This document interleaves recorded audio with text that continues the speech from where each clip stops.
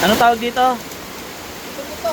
Pito-pito. Oo. Oh, pito-pito. Gamot to. Pito-pito eh. Martinico. O liwalo. Eh yung hito oh. Iba na hulma. Ayun oh. Ayun. Dalawa na yung letter S. Dahil sa aparato kaya ako ganyan. Nagkakaganyan. Yung pong sinasalok na yan, pagkain na po ng isda yan o pagkain ng hito. 4 na piso po isang kilo. Tingnan nyo 4 na piso isang kilo ha. Tingnan nyo. Ang gaganda pa. Talaga namang pwede pa iluto. Ayun oh.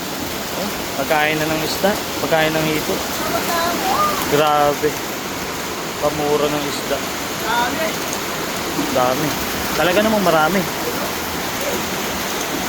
Kasama na po yung janitor fish sa 4 na piso isang kilo. Halo-halo na, pati hipon. Kaya nga pagka binili mo siya, pwede mo siyang gawin negosyo pa dahil mabibenta pa yan eh.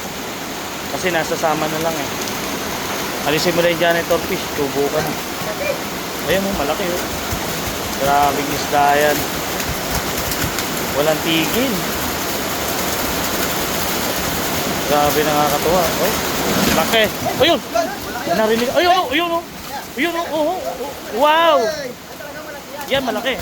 Iba laki niyan. Pinakamalaki na ito sa lahat. Grabe. Malaki pa lang ganyan. Oh, grabe.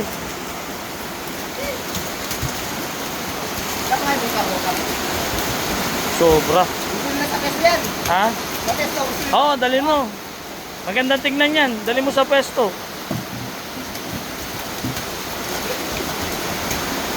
Laki yun.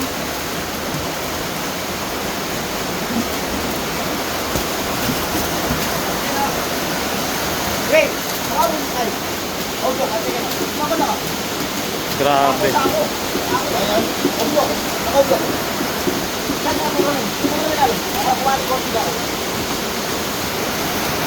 Grabe isda yan.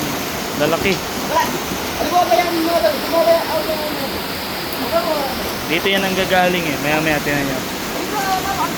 May papasok dyan malaki. Ayun oh. Oh. Isang malaki lang. Malima tapat. Grabe.